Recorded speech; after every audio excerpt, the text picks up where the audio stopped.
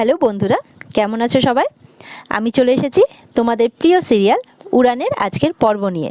তো চলো দেরি না করে আমরা দেখে নিই আজকে কি হচ্ছে।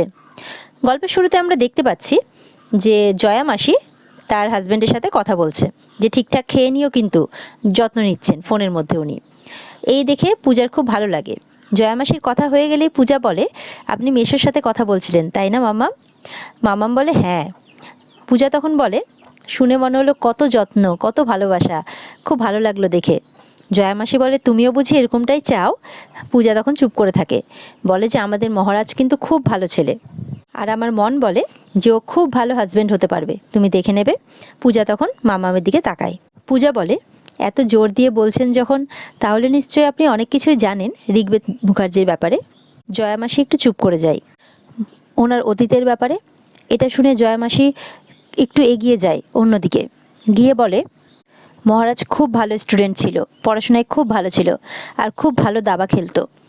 পূজা তখন বলে, আর ওনার জুভেনাইল হোমে থাকার ব্যাপারটা আমি কিছুটা জানি, কিন্তু সবটা জেনে উঠতে পারিনি এখনও। তখন মাম্মাম বলে, সেই সময় আমরা হোল ফ্যামিলি আমেরিকাতে শিফট করে যাই, সেই জন্য আমরা পুরো ব্যাপারটা জানি না। পূজা বলে, এত বছর পরেও ওরা ওই ব্যাপারটা নিয়ে এত রাগঢাক করছে, আমার মনে হচ্ছে কোনো ব্যাপার আছে।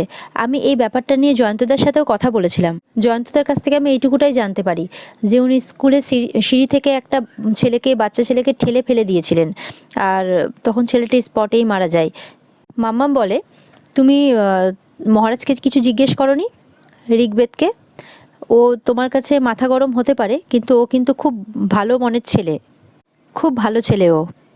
পূজা বলে, ওনাকে ওনাকে আমি জিজ্ঞেস করার অনেক চেষ্টা করেছি, কিন্তু উনি ব্যাপারটাকে অন্যভাবে নেন, খুব রেগে যান উনি, সেই জন্য ওর কিছু বলতে পারি না। জয়া মাসি বলে, তুমি সোমনাথকে একবার জিজ্ঞেস করতে পারো। পূজা বলে, বাবা, ঠাম্মি, শিব, মিলি, এমনকি মাও, এনারে কেউই কিছু আমাকে বলেননি, আর উনি তো আমাকে আরোই বলবেন না। জয়া মাসি তখন বলে, কেন বলবে না কেন? সোমনাথ আর মহারাজ ওরা তো একই স্কুলে পড়তো। এটা শুনে তো পূজা অবাক হয়ে যায়। পূজা বলে, কি একই স্কুলে পড়তো? তখন জয়া মাসি বলে, হ্যাঁ, আর যেটা আমি শুনেছি যে যেই ছেলেটি পড়ে গিয়েছিল সেই ছেলেটি মহারাজের থেকে বয়সে একটু বড় ছিল, তাহলে মনে হয় সোমনাথের ক্লাসমেট ছিল।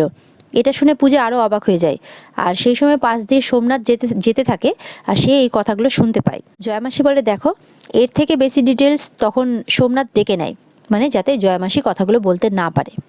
এসে বলে, জয়া মাসি তোমাকে মা একটু ডাকলো। জয়া মাসি বলে, কেন রে? বলতে পারবো না গো, কেন ডাকলো, বললো এক্ষুনি যেতে, সোমনাথ বলে। তখন দৌড়ে গিয়ে সোমনাথকে পূজারিনী বলে, পূজা যেই সোমনাথকে বলে আপনার সাথে আমার একটু কথা আছে, সোমনাথ মুখ ঘুরিয়ে চলে যায়। পূজা বলে, দেখলে মাম্মা? জয়া তখন বলে, আমাকে নিমা ডাকছে বুঝলে, দিয়ে চলে যায়। পূজা তো খুব চিন্তায় পড়ে যায়। মহারাজের বাবা আসে, বলে, পূজা মা, তুমি এখনো মহারাজের অতীত নিয়ে পড়ে আছো? পূজা বলে, যেটুকু জেনেছি বাবা, আর একটু না জানলে যে অস্বস্তিটা কাটছে না কিছুতেই। ঠাম্মিও সেখানে আসে, সবটা দেখতে থাকে, শুনতে থাকে।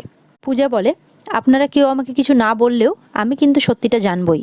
ঠাম্মি তখন এসে বলে, আরে এর থেকে বেশি আমরা কিছু জানি না, তোকে তো আমরা আগেই বলেছি, তুই আর অতীতটা নিয়ে ঘাটাঘাটি করিস না। পূজা তখন বলে, উনি আমার স্বামী হন, ওনার অতীতের ব্যাপারে জানার আমার পুরো অধিকার আছে ঠাম্মি। ঠাম্মি তখন বলে, আরে বাবা, ওর অতীতটা ওর অতীতেই থাকতে দে, বর্তমানে নিয়ে আসিস না। অতীত নিয়ে বেশি খোঁড়াখড়ি করতে গেলে আমরা হয়তো মহারাজকেই হারিয়ে ফেলবো, ঠাম্মি বলে। পূজা দেখতে থাকে ঠাম্মির দিকে। পূজা বলে, ঠাম্মি, আমি ওনার অতীত খুঁড়ে ওনাকে বা কাউকে কষ্ট দিতে চাই না, তুমি বিশ্বাস করো। ঠাম্মি তখন বলে, তোর সামনে এখনো অনেক বড় পথ চলা বাকি, তুই কেন বারবার করে পেছন ফিরে দেখতে চাইছিস বলতো? অন্ধকারটা যে অতীতটা যে অন্ধকারে ভরা, তার চেয়ে কি তোর এটা উদ্দেশ্য নেই যে মহারাজের ভবিষ্যৎটাকে আলোতে ভরিয়ে দেওয়া, সুন্দর করে তোলা? আমার তো দৃঢ় বিশ্বাস যে তুই সেটা পারবি। সেখানে তখন মিলিয়া শিবও আসে, বলে, তোমরা কেন বলে দিচ্ছ না সত্যিটা? ঠাম্মি বলে, আরে আমরা জানলে তো বলবো। পূজা বলে, শিব তখন বলে, ওরা তো একই স্কুলে পড়তো, ওরা তো জানবে, সোমনাথদা তো জানবে। আর পূজাকে বলে যে, বৌদি তুমি বরঞ্চ বরদাকে একবার জিজ্ঞেস করো। তখন মহারাজের বাবা বলে, কেন তোরা এগুলো উল্টোপাল্টা সাজেশন দিচ্ছিস বলতো তোদের বৌদিকে? পূজা তখন বলে, আমি জয়ন্তদার কাছে যতটুকু খোঁজ পেয়েছি যে একটা বাচ্চা ছেলেকে ঠেলে ফেলে দেওয়া হয়েছিল, কারণটা নাকি ধাক্কাধাক্কি বা হাতাহাতি এরকম কিছু একটা হতে পারে। এটা শুনে মহারাজের বাবা একটু অবাক হয়, পূজার দিকে তাকায়। তারা এটাই ভাবে আর কি, যে বৌমা এতটা জেনে গেছে। তখন পূজা বলে, এইভাবে হয়তো দিয়ে তো কোনো কিছু হয় না, আমাকে আসল সত্যিটা জানতে হবে। ঠাম্মি বলে, বাবা নাতবো, তুই তো এই কয়দিনে এসেই এত কিছু জেনে গেছিস, আমি তো এত বছরেও এত কিছু জানতাম না। পূজা ঠাম্মির দিকে তাকায়।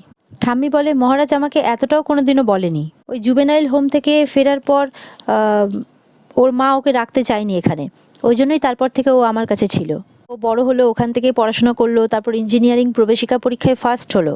সেখান থেকে ইঞ্জিনিয়ারিং কলেজে ভর্তি হওয়ার জন্য আবার কলকাতায় এলো। এরপর যে এইবার যে বৌমার সাথে ওর কী হয়েছে না হয়েছে বিশ্বাস কর আমি কিচ্ছু জানি না। আমি যেটা জানতে পারলাম যে ফার্স্ট ইয়ারেই নাকি ও কলেজ ছেড়ে দিয়েছে। পূজা সবটা মন দিয়ে শোনে আর অনেক ধাঁধা মেলানোর চেষ্টা করে। তারপর জিজ্ঞাসা করে, তুমি আর কোনো কিছু জানতে চাওনি এরপরে ঠাম্মি?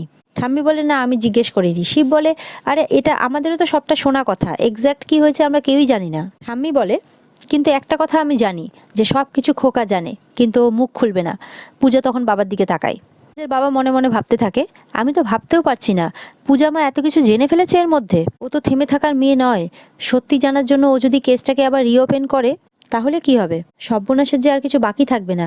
পূজা এদিকে মনে মনে ভাবতে থাকে ঠাম্মির কথাগুলো, যে সব কিছু খোকা জানে কিন্তু মুখ খুলবে না, আর বাবার দিকে তাকিয়েই থাকে। বাবা সবটাই করছেন তার মেজো ছেলের ভালোর জন্য, আমি বেশ বুঝতে পারছি। কিন্তু ওনার মেজো ছেলেও যে এত বছর ধরে কত কষ্ট, কত যন্ত্রণা বুকে নিয়ে ঘুরে বেড়াচ্ছে, কত যন্ত্রণা বুকে জমিয়ে রেখেছে, কিন্তু প্রকাশ করতে পারে না। শিবরা বলে, আর এই সমস্ত কিছু জমিয়ে রেখেছে বলেই তো আজকে আগুন হয়ে গেছে। দুমদাম খালি আগুন ঝরতে থাকে, সবসময় মাথা গরম। তখন ঠাম্মি করজোর করতে থাকে পূজার সামনে, যে নাতবো আমি তোর কাছে হাত জোর করছি, তুই ভালোবাসতে জানিস, তুই ভালোবাস, এটাই হচ্ছে জীবনে বেঁচে থাকার পরম মন্ত্র। এত ভালোবাস যে ওর অন্ধকার অতীতটাকে ভুলে যেতে পারে। এদিকে পূর্ণিমা আর সোমনাথও চলে আসে। তারা দাঁড়িয়ে সবটা শুনতে থাকে।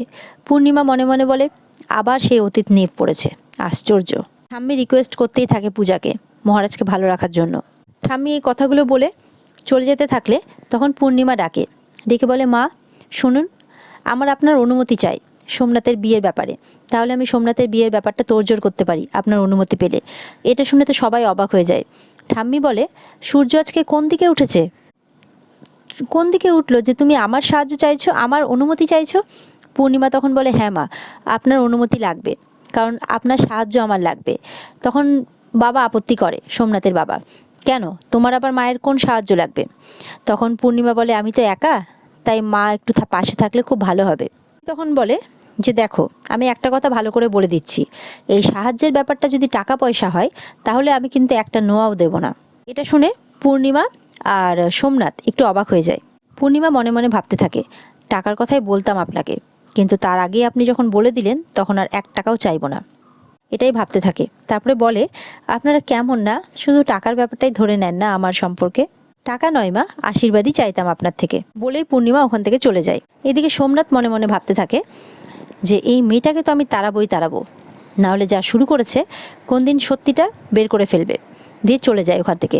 পূজা তখন ভাবতে থাকে, এবার আপনার সাথেও আমাকে কথা বলতে হবে মিস্টার সোমনাথ মুখার্জি, কারণ আপনিও এই ব্যাপারে অনেক কিছুই জানেন, সেটা চেপে ধরে বের করতেই হবে আপনার কাছ থেকে। আমি বলে, এই নাতবো, অনেক হয়েছে, অনেক রাত হয়ে গেছে, যা এবার মহারাজের ঘরে যা, মহারাজের কাছে যা, খাওয়া দাওয়া তো মনে হয় না কিছু হয়েছে এখনও। পূজা বলে মনে মনে আর কি, যে উনি তো বোধহয় এখনও খাননি, উনি না খেলে আমি কি করে খাই। ঠাম্মি বলে, কি ভাবছিস এত, কথাটা কানে গেল না, যা। পূজা চলে যায়। পূজা যেতেই ঠাম্মি শিব আর মিলিকে বারণ করে দেয় যে তোমরা কিন্তু এই জিনিসটা নিয়ে বেশি ঘাটাঘাটি করতে যেও না, কারণ তোমরা যদি এটা বারবার করে করো তাহলে তোমাদের বৌদির আর দাদার সম্পর্কের মধ্যে ফাটল ধরবে। আশা করি তোমরা এটা চাও না। শিব আর মিলিকে বুঝিয়ে ঘরে পাঠিয়ে দেওয়া হয়। এদিকে দেখা যায় মহারাজের বাবা খুব চিন্তায় পড়ে গেছে। কিছুক্ষণ বাদে দেখা যায় ওপরে টেপে গান চালিয়ে মহারাজ নাচছে। পূজা পেছন থেকে দাঁড়িয়ে সব ব্যাপারটা দেখছে আর হাসছে। মহারাজ একটা পাঞ্জাবিকে নিয়ে নিয়েছে আর পাঞ্জাবিটা ধরেই নাচানাচি করছে, আর একবার আলমারিতে সমস্ত জামা কাপড়গুলো গোছাচ্ছে, আবার আলমারি থেকে কিছু জিনিস বের করছে। পূজাকে দেখে বলে, কি করছেন, জয়েন মি, মানে পূজাকেও নাচতে বলে তার সঙ্গে। পাঞ্জাবির একটা হাতা পূজাকে ধরিয়ে দেয় আর আরেকটা হাতা মহারাজ ধরে দুজন মিলে নাচতে থাকে। মহারাজ তো খুব আনন্দে নাচ করছে দেখা যাচ্ছে। মহারাজ বলে, কি করব বলুন, এত হাসলে হবে না, নাচতে হবে তো, জীবন সারাক্ষণ আমাদের নাচাচ্ছে, আজকে আমরা একটু নিজেরাই নাচি, নাচুন। এরপর নাচতে নাচতে এক একটা করে কোল বালিশ সব পূজাকে ধরাতে থাকে মহারাজ। মহারাজ বলে, ভেবেছিলাম যে গ্রামের বাড়িতে গিয়ে একটু নাচবো, গাইবো, আনন্দ করব, কিন্তু সেটা তো হলো না, কিন্তু এমন কাণ্ড হলো যে এখানে চলে এলাম, বারবার মা এটাই করে, এটা বড় কথা নয়। পূজা তো হাসতেই থাকে আর এদিকে মনে মনে ভাবতে থাকে, এই খ্যাপা লোকটাকে আমার এত ভালো লাগছে কেন। মহারাজ আবার পূজার কাছে গিয়ে বলে, আমার প্রেমে পড়বেন না মহারানী, আমার প্রেমে পড়লেই কিন্তু বিপদ। মহারাজ এই কথাটা বলে চলে যেতে থাকলে মহারাজকে টেনে পূজা বলে, জড়িয়েই তো পড়েছি, আপনি কিন্তু আর দূরে সরাতে পারবেন না। মহারাজ পূজার দিকে তাকিয়ে থাকে, দুজন দুজনকে দেখতে থাকে। পূজা মহারাজের দিকে তাকিয়েই থাকে। দুজন মিলে দুটো বালিশে ওয়ার পড়াচ্ছে। তখনও পূজা কন্টিনিউ মহারাজের দিকে তাকিয়ে আছে। মহারাজ ব্যাপারগুলো সবই ফলো করছে।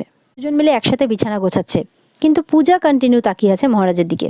মহারাজ দেখতে থাকে, যাই করুক না কেন পূজার চোখ কিন্তু সরে না তার দিক থেকে। বিছানা করা হয়ে গেলে মহারাজ পূজারিনীকে বলে, শুনুন, আপনাকে সিএ হতে হবে তো, তার জন্য কি করতে হবে? পড়াশোনা। আর তার জন্য যেটা বিশেষ জরুরি সেটা হলো একজন ভালো টিচারের কাছে পড়তে হবে। আমি কালকে ওনাকে নিয়ে আসবো, মনে থাকে যেন। পূজা মন দিয়ে সব কথা শোনে। মহারাজ শুয়ে পড়ে।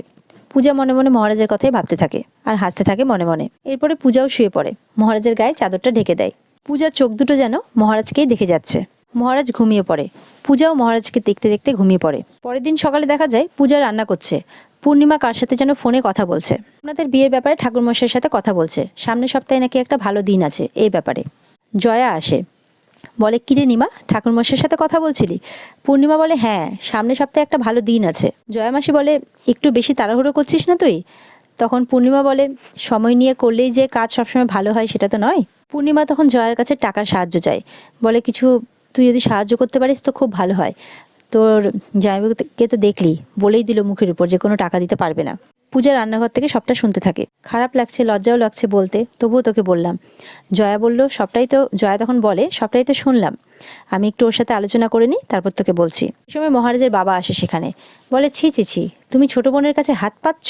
মান সম্মান লাজ লজ্জা সব জলাঞ্জলি দিয়েছো, তাই না? পূর্ণিমা রেগে যায়, বলে, কি করব তাহলে? কি করব? তুমি তো বলে দিয়েছো দিতে পারবে না। আমি মা হিসেবে ছেলের প্রতি তো একটা দায়িত্ব কর্তব্য আছে। আমি আমার বোনের কাছে চেয়েছি, তাতে আমার কোনো লজ্জা নেই। পূজা বলে, বাবা, যদিও আপনাদের মধ্যে কথা বলাটা ঠিক হবে কিনা আমি জানি না, তবুও বলছি, আপনি বরং দাদার বিয়ের জন্য মাকে টাকাটা দিয়েই দিন। পূর্ণিমা রেগে যায়, বলে যে, সাদে আমি তো আমাকে বাঁচাল বলি না, আমাদের দুজনের মাঝখানে কথা হচ্ছে, তার মধ্যে বলার তুমি কে? এটা আমাদের বাড়ির ব্যাপার। পূজা চুপ করে থাকে। আর এখানে আজকের পর্ব শেষ হয়ে যায়। তো বন্ধুরা, পর্ব যদি ভালো লেগে থাকে তাহলে চ্যানেলকে লাইক, কমেন্ট, সাবস্ক্রাইব করে দিও। ঠিক আছে, দেখা হচ্ছে তোমাদের সাথে আগামী পর্বে। অপেক্ষায় থেকো, ভালো থেকো ততক্ষণ তোমরা।